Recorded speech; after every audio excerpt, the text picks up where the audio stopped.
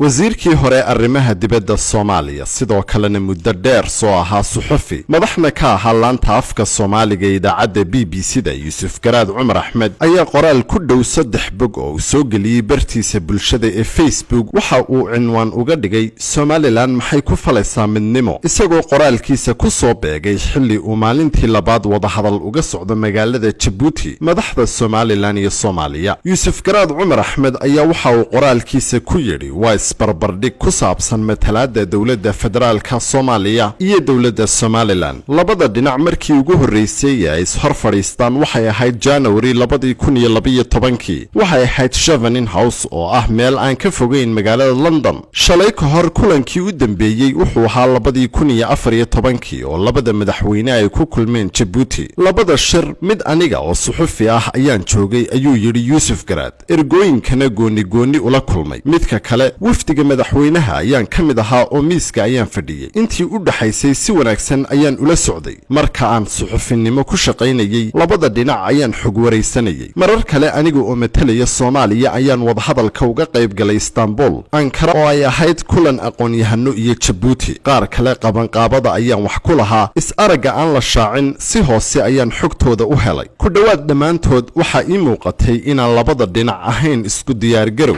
xagga macluumaadka iyo waliba marka ay noqoto inaan waxba lala harin ee loo bareero dhinaca kale waxaan qabaa dareenka ah inay isa soo hor fariistaan koox taqaana waxa ay ka hadlayso iyo sida ay u dhigayso iyo koox doonaysa midnimo ay doonayaan inay ku helaan inay u caqli celiyaan walaalahood istaraatiijiyadda Somaliland waa in Soomaaliya ay noqoto laba dal oo koonfur iyo waqooyi ah ayuu yiri Yuusuf Garaad doodu halka kama degto waxba lagama bedelo waxna kuma soo biiriyaan waxay ku bixisay dhiig kharash fara badan iyo propaganda waa dacayad aan kala go' lahayn oo dadweynaha la gaarsiiyay laguna celceliyay waxa la hubiyay in shakhsi kasta ay fariintu gaadho mid awalba sida qabay amaba ka horeeyay mid hadda lagu qanciyo iyo mid lagu celceliyo ugu yaraan ilaa uu ka garaabo waxay saaxiibo ku yeelatay saxaafadda caalamiga ah iyo diblomaasiyiinta shisheeye xafiisyo u samaysan suuqgeynta siyaasadda ayaa la karaystay si dooda aan loo kala ilaabin marnaba aanay dadka madaxiisa uga bixin waxa la sameeyay astaamo lagu xasuusto mid kaliya haddii aan xuso waa taalada ay dayaaradda miiga ahi saaran tahay ee qof og inaad og tahay sheekadeeda murugada leh aanu ka caajisayn inuu mar labaad iyo ka badanba kuugu soo celiyo wasiirkii hore arrimaha dibadda Soomaaliya waxa uu sheegay in Somaliland ay leedahay shakhsiyaad loo bixiyay mujaahidiin isagoo yiri waxay la dagaalameen oo ay ka adkaadeen shakhsiyaad astaan looga dhigay shar oo loo bixiyay faqash qof kasta wuxuu ku qalin jabiyay iskuulkaas furan ee ku saabsan wixii la soo maray iyo waxa hadda la haysto ee aan la helayn haddii Soomaaliya laga sii tirsanaado aqoontaas barashadeeda ma jirto meel ka caaga waxa lagu bartaa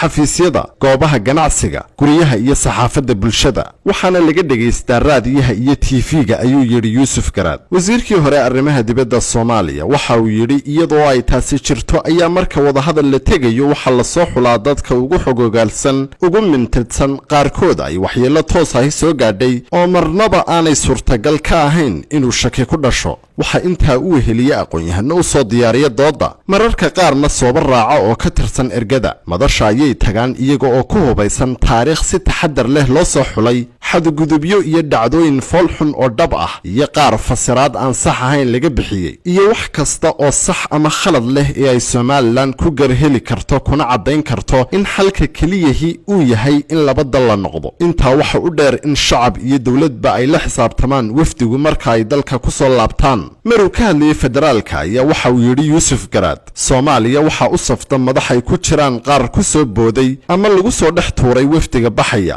xilka ay ku magacaaban yihiin awgiis ama si loo buuxiyo 4.5 beesha ay ka soo jeedaan darteed mararka qaarkood waxa tagay ergo mid kasta oo ka mid ahi ay tahay markii ugu horeysay ee wada hadalkan uu ka qayb galo xubnahaas waxa laga yaabaa in qaarkood aanay weligood tagin akhrin iskuna hawlin inay si qoto dheer u fahmaan dooda Somaliland waxa ay ku salaysan tahay in aanay aqoon taariikhda oo dhameystiran inaanay la socon dhacdooyinka foosha xun ee horey u dhacay marka laga reebo inay maqleen waqooyi waa la duqeeyay iska badaa midda ka sii culus oo ah waxa la soo hordhigi karo ee ku qancin kara reer Somaliland inay dantooda ku jirto midnimada. Istaraatiijiyadda marar badan la isku dayo in lagu iibiyo midnimadu waa niyad wanaag iyo in la idhaahdo walaalayaal midnimada ayaa ka wanaagsan tafaraaruqa ee midnimada aqbala, ayuu yidhi wasiirkii hore arrimaha dibadda Soomaaliya Yuusuf Garaad Cumar Axmed. taariikh, sharciyad iyo dood Soomaaliyeed intaba dad la geli kara Somaliland kuma yara koonfurta. waxa ugu badan Soomaalida ka soo jeeda Somaliland ee madax iyo shacabba leh ee Muqdisho iyo ku nool kana shaqaysta gobolada oo dhan. wasiirkii hore waxa uu sheegay in qaarkood sabab kasta ha keentee aanay midnimada iibin, qaar kalena fursad looma siiyo inay qayb ka ahaadaan wadahadalka ma xataa ay daaha gadaashiisa ka tala bixiyaan. wasiir Garaad ayaa qoraalkiisa ku soo gebagabeeyey soo jeedin taas oo uu ku yidhi Soomaaliya waa dal aad u weyn oo ka weyn Ingiriiska iyo Talyaaniga oo la isku daray, sidaas darteed qof kasta arrimaha gobolkiisa ama deegaankiisa uu kaga xogogaalsan yahay inta kale oo dhan. labada gobol ee midoobay marka uu midkood gooni isu taago,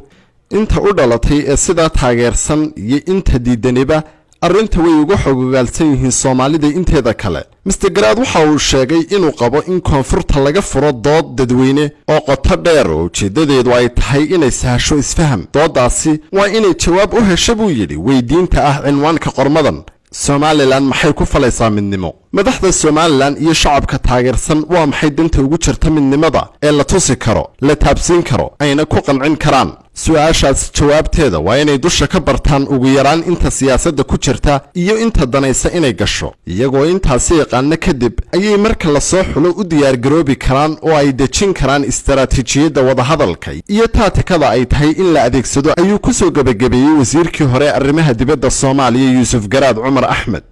Axmed Maxamuud Yuusuf.